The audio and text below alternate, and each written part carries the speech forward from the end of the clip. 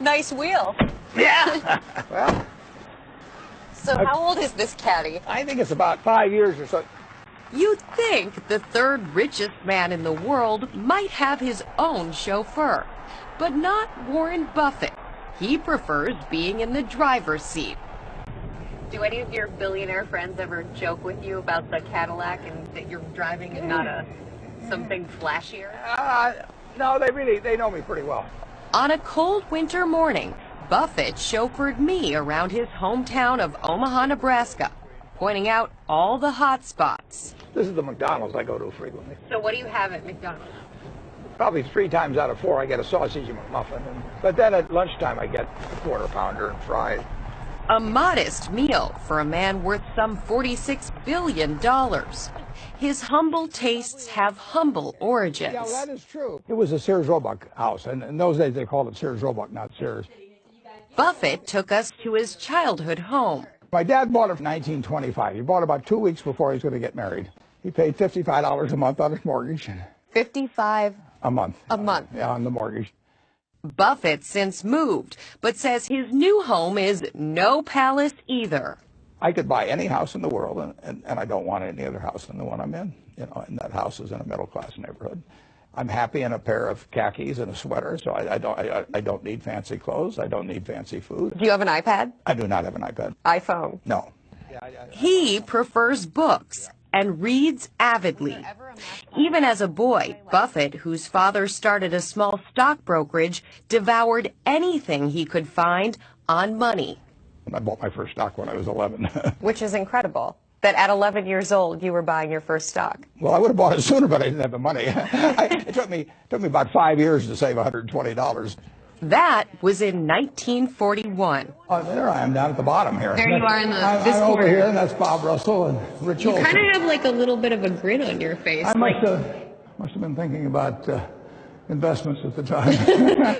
Warren Buffett, now 82, has vowed to give his money away to charity. So this is you. Well, this is me and my classmates. It's a fortune he's been building since his days here at Rose Hill Elementary School. When you were sitting here at Rose Hill Elementary, did you think at that point, I want to be the richest man in the world someday? No, but I thought I wanted to be rich. What appealed to you about being rich? Well, I like to be independent. I want to be able to do what I want to do every day, and money lets you do that. Fortune magazine writer Carol Loomis is a close friend. She's been covering Buffett's career for 46 years. Tap Dancing to Work is a collection of her articles about him. What would you say is his biggest strength? Well, his biggest strength, without doubt, is his rationality that he brings to business and investing. And this is a trait, rationality, that you would think many investors would bring to their work. But the fact is, most of them are swept up by emotions most of the time at some crucial time. And he never does that. If you had invested $1,000 in Buffett's company in, say, April of 1966, your holdings today would be worth $6.5 million.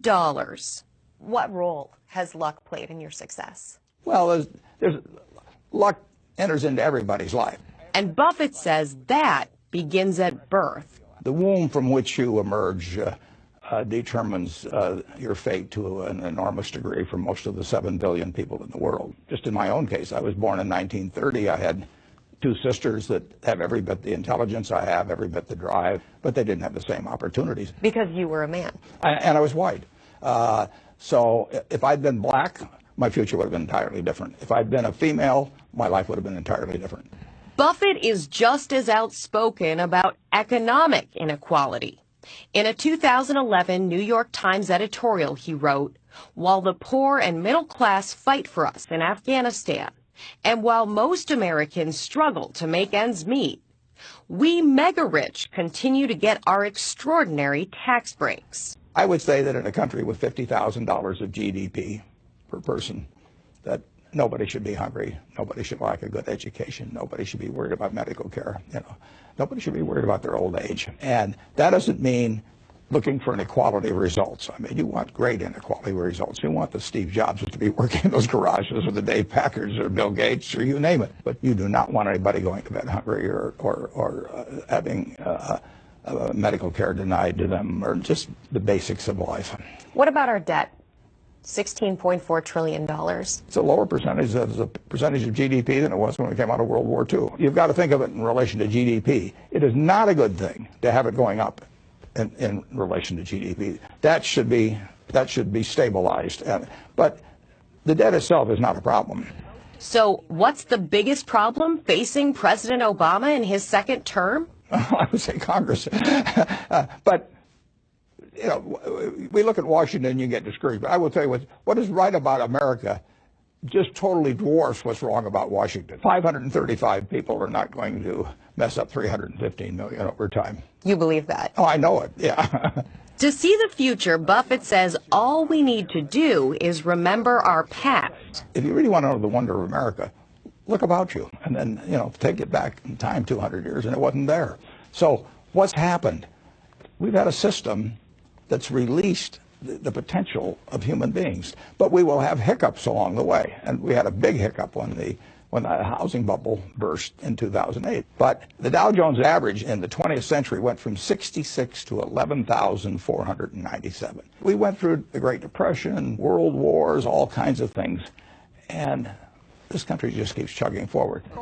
It's hard to walk away from Warren Buffett without feeling optimistic.